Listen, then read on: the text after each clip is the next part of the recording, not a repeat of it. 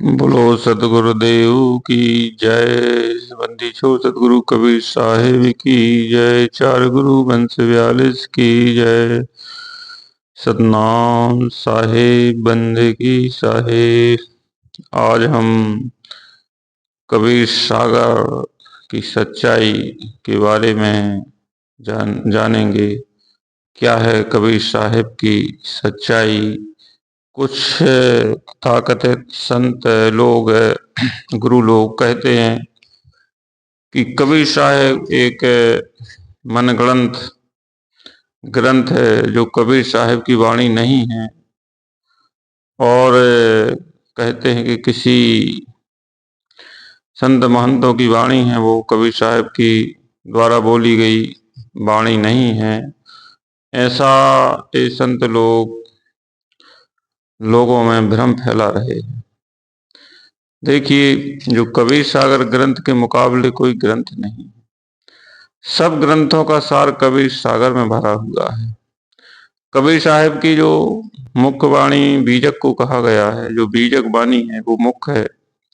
साकी ग्रंथ है, रमैनी, ये तो मुख्य हैं ही। लेकिन अब कबीर सागर कब लिखा गया, कबीर साहिब की सागर की जो वाणी है वो कब बोली गई, ये इसमें लोग थोड़ी मिस हो रहे हैं। और जो संत हैं, क्या है कि जो कबीर सागर के अनुसार, उनके अपने मत के अनुसार कबीर सागर में जो डिफरेंस पाते हैं, तो कहते हैं कि वाणी मनगढ़ंत है, एक काल्पनिक कहानी है, ये ठीक नहीं है। ऐसा कुछ संत अपने अनुभव से कहते हैं। तो उन लोगों ने एक अनुराग सागर नामक ग्रंथ है, उसको उन्होंने पढ़ा है। उसमें जो प्रस्तावना दी गई है अनुराग सागर में, कबीर सागर का एक दूसरा खंड है, दूसरे भाग में इसको जोड़ा गया है कबीर सागर में। क्योंकि पहले जो कबीर साहब की वाणी थी वो सब हस्तलिखित प्रतियों में थी। तो ऐसा नहीं हुआ है कि कबीर साहब बिल्कुल रेगुलर उस वाणी को बोलते गए और धर्मदास साहब लिखते गए 4-6 महीने बैठे रहे, ऐसा नहीं है। किसी समय कोई वाणी उनने बोल दी, किसी समय कोई अध्याय बोल दिया, किसी समय कोई प्रसंग ले लिया, तो उसको संत महापुरुषों ने अपने अपने हिसाब से उसको भी लिखते गए और रखते गए उस वाणी को। ऐसा नहीं है कि वो कबीर साहब जैसे अन्य कवि लोग बैठते हैं लिखना तो लिखते रहे, बोलते रहे। भाई समय समय के अनुसार वो कबीर साहब उस वाणी को बोलते गए और समझाते गए, और जो संत लोग थे उनको लिपिबद्ध करते गए। तो पहले इस वाणी को हस्त लिखित प्रतियों में पाया गया है। तो इसमें जो प्रस्तावना दी गई है अनुराग सागर ग्रंथ, ये अनुराग सागर कबीर सागर में जोड़ा गया है। ये कबीर सागर से अलग है ग्रंथ, और ये पहले का है, ये बहुत पहले का है अनुराग सागर। अनुराग सागर का संग्रह बहुत पहले हो गया था। उनकी जो 46 प्रतियों को बताया है कि ये 46 प्रतियां थी अलग अलग हस्तलिखित, तो इनको इकट्ठा करके उनको लिपिबद्ध किया गया। तो प्रस्तावना पढ़ते हैं अनुराग सागर की।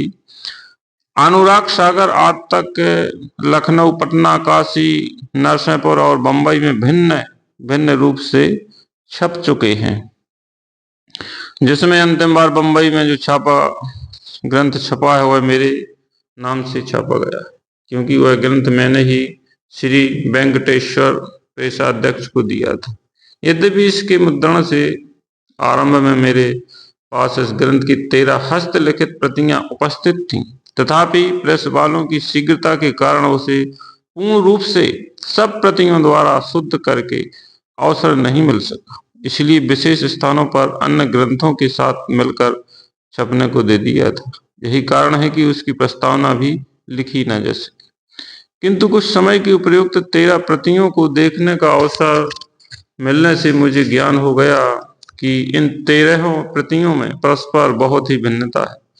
इससे किसी शुद्ध और पुरानी से पुरानी प्रतियों खोज में लग गया, जिसका परिणाम यह हुआ कि छपी और हस्तलिखित सब मिलाकर इस समय 46 प्रतियां मेरे पास उपस्थित हैं, जिसका ब्यौरा इस प्रकार है। तो ये 46 प्रतियों की जो बात संत लोग कर रहे हैं, ये अनुराग सागर की बात है। ये प्रस्तावना सिर्फ अनुराग सागर के लिए लिखी गई है, ना कि कबीर सागर के लिए। कबीर सागर में अन्य जो भाग हैं, बहुत सारे भाग हैं इसमें, उसमें कहीं ऐसी प्रस्तावना नहीं दी गई है। और ये अनुराग सागर की ये प्रस्तावना सिर्फ अनुराग सागर में दी गई, और अनुराग सागर ये दूसरे अध्याय में दिया गया है। कबीर सागर का पहला अध्याय ज्ञान सागर है। ज्ञान सागर में कुछ नहीं है, सीधा सीधा उसमें जो वाणी है वो लिखी गई है। तो इस प्रकार से जो 46 प्रतियों की बात आई है, तो ये अनुराग सागर की बात है। और ये जो वंश गुरु रहे हैं, उन्हीं के समय की ये सब प्रतियां मिली हैं। प्रथम प्रति जो सबसे पुरानी है, प्रबोध गुरुवाला पीर साहब के समय की लिखी हुई जान पड़ती है, क्योंकि वंशावली लिखने वालों ने वही तक वंशों का नाम लिखा है, और वह समय भी उन्हीं का था। दूसरी प्रति कमल राम साहब के समय की लिखी गई है, और एक प्रति अमोल राम साहब के समय की लिखी गई है। एक प्रति स्वत स्नेही नाम साहब के समय की लिखी है, और 5 प्रतियां पाकनाम साहब के समय की लिखी गई हैं। 8 प्रतियां प्रकट नाम साहब के समय की लिखी गई हैं, और धीरज नाम के साहब की लिखी गई हैं। एक प्रति प्रकट नाम साहब के पश्चात लिखी गई है। इसमें 4 प्रति वंशावली धीरज नाम साहब और 5 में से उग्र नाम साहब तक लिखी हैं। इसी से एक प्रति वह भी है जो कवि धर्मनगर कबीर धर्म प्रकाश में छपने के लिए लिखाई गई है, किंतु छप नहीं सकी। एक प्रति बानोगढ़ सगौड़ी वंश गुरु गोसाई मधुकर नाम साहब के पुत्र श्री गोपाल दास जी के हाथ की लिखी है। 2 प्रतियां छपरा जिले बानोगढ़ अनुयायी महंतों की लिखी है। 5 प्रतियां ऐसे अन्य साधु संत महंतों की जो हस्तलिखित जो 40 प्रतियों की चर्चा है, वो अलग अलग इस प्रकार से इस ग्रंथ के संशोधन समय 46 प्रतियां मेरे पास उपस्थित थी। मेरे आना ये श्री कबीर धर्माचार्य स्वामी युगलानंद बिहारी जी के द्वारा ये प्रस्तावना लिखी गई है, और उन्हीं ने इसका संग्रह किया है। तो वो कह रहे हैं कि मेरे पास 46 प्रतियां उपस्थित थी। यदि इन प्रतियों की परस्पर भिन्नता में विषय में जो कुछ मैंने नोट कर रखा है उसे यहाँ लिखने लग जाऊं तो एक अच्छी पुस्तक तैयार हो जाएगी। माने नाना प्रकार की प्रतियों को उन्हें जोड़ तोड़ करके एक अच्छा ग्रंथ बनाया है, और अनुराग सागर की भूमिका नाम की एक पुस्तक अलग ही लिखकर पाठकों को भेंट करूंगे, वो कह रहे हैं। तब इतना आशय बिना नहीं रह जाए। 40 प्रतियों की परस्पर विभिन्नता के कारण एक एक विषय को जानने के लिए कभी तो कुल 46 प्रतियों को उलटना पड़ता था। इस कमी को एक विषय को जानने के लिए सच्चे ग्रंथ को ही पढ़ जाना पड़ता है, तथा भिन्न भिन्न शाखा पंथ वालों ने अपनी बड़ाई जताने के लिए एक दूसरे की निंदा और खंडन मन्ना लिखे हुए हैं। ऐसे स्थानों पर कई जगह दिनों तक विचार करना पड़ा था। इसलिए ये जो स्वामी युगलानंद बिहारी जी ने जो प्रस्तावना लिखी, अनुराग सागर की प्रस्तावना है, ना कि कबीर सागर की। कबीर सागर जो ग्रंथ है वो अलग है। हाँ, इस अनुराग सागर ग्रंथ एक बेजोड़ ग्रंथ है, सदगुरु कबीर साहब की वाणी है। इसमें किसी प्रकार का ये नहीं लगता है कि ये वाणी कोई काल्पनिक है या कोई बनावटी है, ऐसा नहीं। जो चीज अनुराग सागर में है वो कबीर सागर के अन्य अध्यायों में भी जस की तस मिलती है, उसका जो भाव है वो एक सा है। इसलिए जो प्रस्तावना लिखी गई है ये अनुराग सागर की है, कबीर सागर की ये प्रस्तावना नहीं। कबीर सागर देखो, अनुराग सागर जो जब लिखी गई है तो इसका जो प्रथम स्तुति है गुरु स्तुति, और जो जब प्रारंभ होती है अनुराग सागर प्रारंभ, तो इसकी जो वंश 42 की स्तुति दी गई है इसमें। तो क्या है, सत सुकृत आदि अदली अजर अचिंत पुरुष मुनिंद करुणा में कबीर श्रुति युग संतान धनी धर्मदास चूड़ामणि नाम सुदर्शन नाम कुलपति नाम प्रबोध गुरुवाला पीर केवल नाम अमोल नाम सुरस्नेही नाम हक नाम पाक नाम प्रगट नाम धीरज नाम उग्र नाम साहिब की दया वंश 42 की दया। तो इसमें उग्र नाम साहिब की के बाद स्तुति पर विराम लग गया है। और आप देखेंगे इसी कबीर सागर में प्रथम अध्याय है जो ज्ञान सागर। तो ज्ञान सागर की अपन प्रथम स्तुति देखेंगे जो आरंभ है। तो इसमें अपन पढ़ेंगे, सत्शुक्र आदि यदली अजर अचित पुरुष मुनिंद करुणा में कबीर श्रुति योग संतान धनी धर्मदास चूड़ामणि नाम सुदर्शन नाम कुलपति नाम प्रबोध गुरु बाला पीर नाम कमल नाम अमोल नाम सत्स्नेही नाम हक नाम पाक नाम प्रगट नाम धीरज नाम उग्र नाम दया नाम साहिब की दया। देखो इसमें दया नाम की स्तुति जुड़ गई है, उसमें उग्र नाम साहिब तक था। लेकिन जो कबीर जो ज्ञान सागर है, जो कबीर सागर का प्रथम अध्याय है, इसमें दया नाम साहिब की दया है। इसके अलावा आप पूरे कबीर सागर में जितने भी अध्याय हैं, कोई भी अध्याय आप पढ़ लो, प्रथम स्तुति दया नाम साहिब तक इसमें की गई है। कोई भी अध्याय देख लो आप, कहीं से भी आप जहां भी ग्रंथ आरंभ होता है तो वहां स्तुति लिखी रहती है, तो सब में दया नाम साहिब की दया लिखी होती है। तो आप देखेंगे कि देखो एक अध्याय बोध सागर निरंजन बोध है, इसमें भी अंतिम दया नाम साहिब की दया वंश 42 की दया तक है। कोई भी अध्याय देखिए आप, सब में एक सा। सुसंवेद बोध देखिए, सुसंबोध प्रारंभ जैसे ही होता है तो स्मरणी जो वंश 42 की है उसमें भी दया नाम की दया वंश 42 की दया है। बाकी जो अनुराग सागर में उसमें उग्र नाम साहिब के बाद विराम लग गया है। इसका आपको समझ में आ जाएगा कि क्या डिफरेंस है।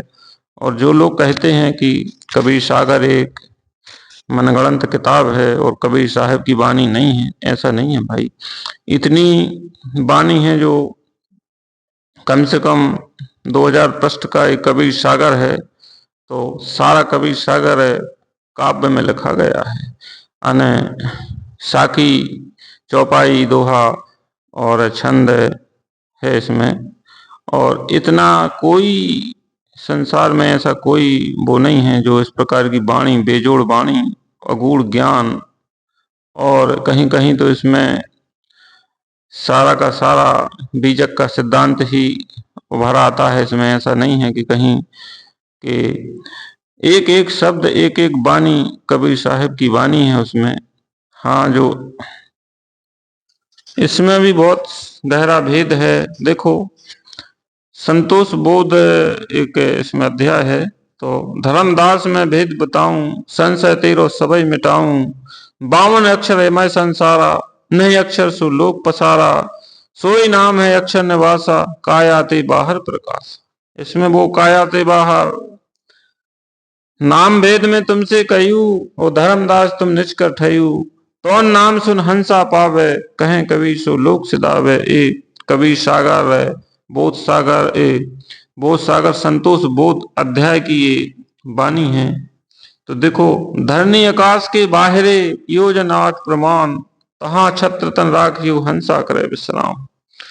बिन सतगुरु कोई भेद न पाई धर्मदास में तो ही लिखाई। सतगुरु कह रहे हैं धर्मदास से, बिन सतगुरु कोई भेद न पाई। राई वरे वस्तु हमारी और धर्म राय अस्तूल समारी। और लहर लहर बादल में हुई पुरस मूल ने जानो सोई उनको सौंप दीन सिर भारा वे जीवन को करें उबारा। भासु शब्द प्रथम में राई और फूट आकाश घोर हो जाई बह तक जो तजे शरीरा आवे लोक अस कहें कबीरा। सत्य लोक अधर है धामा तहां पुरुष अजर है नामा तौन नाम ले हंसा उड़ाना पहुंचे संस लोक अस्थाना तहां गए जू काल न पावे योनि संकट बहुर न आवे। सबे वेद हम भाषिव कहा शब्द टकसार और धर्मदास प्रतीत कर सुमरो नाम हमार। सतगुरु कबीर साहब कह रहे हैं, एक कबीर साहब ही कह सकते हैं कि सुमरो नाम हमार। सबे वेद हम भाषिव हे धर्मदास, हमने सारा भेद सारा ज्ञान आपको सुना दिया। कहा शब्द टकसार, टकसार आने सत्य साचा शब्द खरा शब्द सुना दिया। धर्मदास प्रतीत कर, हे धर्मदास प्रतीत कर, विश्वास कर, सुम रहो नाम हमार। ये कोई संत लिख सकता है ऐसा? की कहते हैं किसी संत की वाणी है, कौन कहेगा कि सुम रहो नाम हमार? तो इस प्रकार से भाई ये जो कबीर सागर है, ये सदगुरु कबीर साहब की वाणी है, इसमें आपको विश्वास करना चाहिए। अरे वाणी को पढ़ो, समझो। ठीक है, कोई कहता है संतों की वाणी, तो संतों को जो ज्ञान होता है जो सदगुरु कबीर साहब के द्वारा ही होता है। जब तक गुरु की दया नहीं होती, सदगुरु की दया नहीं होती है किसी पर, किसी गुरुओं पर, तब गुरु कुछ नहीं कर सकता है। और जब इतना सार शब्द, इतना भेद जो इस कबीर सागर में छिपा है, गूढ़ रहस्य है, और इसको समझना परखना आम आदमी की। भाई जो संत कहते हैं कि कबीर सागर नकली है, असली नहीं है, तो इसमें क्या नकली है भाई? वो वाणी बताओ जो सतगुरु कबीर साहब के सिद्धांत से मैच ना हो, सिद्धांत को जो गलत बता रही हो, उसमें जो मैच ना हो वो बताओ। एक भी शब्द नहीं है कबीर सागर के अंदर जो गलत लिखा हो, जो कबीर साहब के सिद्धांत पर खरा ना उतरा हो। तो भाई आप अपनी ढबली अपना राज ना ठोकें, सदगुरु की वाणी वचनों को पढ़ें सुने। आज कबीर सागर ना होता तो इस दुनिया में कोई नहीं जानता। बीजक, ठीक है, बीजक तो लोग अल्टा पलटा के पढ़ते हैं और रख देते हैं, उनके समझ से बाहर हो जाता है। और जो सरल भाषा में, जो हिंदी भाषा में, जो दोहा चौपाइयों में, काव्य में, जो कबीर सागर की, जो धनीन्द्रनाथ साहेब की कृपा से, सदगुरु साहेब की दया से, हमारे वंश गुरुओं की कृपा से, उनकी दया से ये संसार के जीवों को ये मार्गदर्शन कबीर सागर के द्वारा ही मिला है।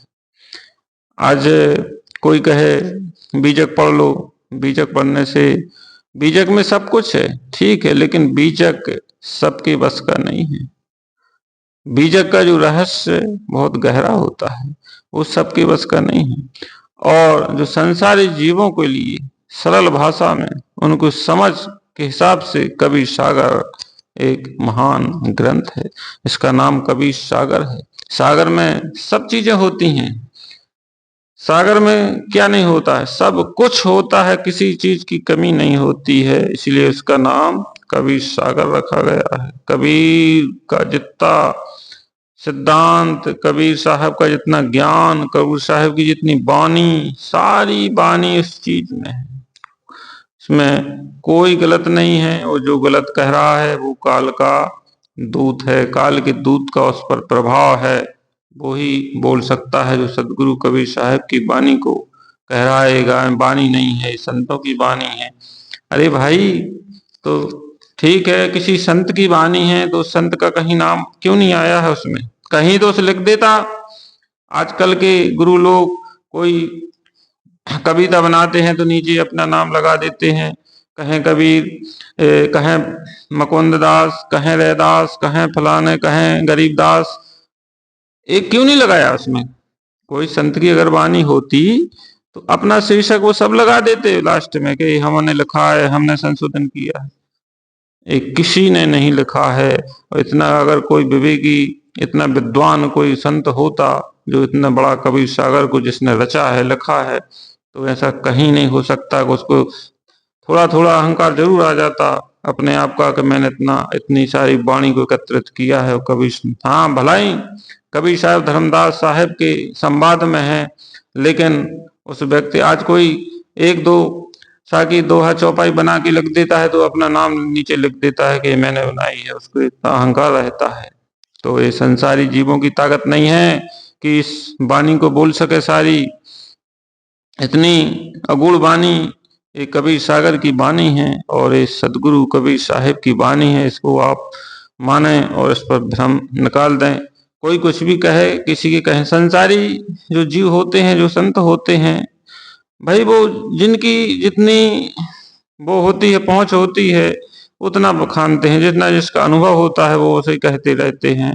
और आप जानते हैं जिन जिन कबीर साहब को, कबीर साहब की वाणी का जो गलत प्रचार प्रसार किया है और गलत कहा है, उनकी दशा आप जानते हैं क्या होती है भाई।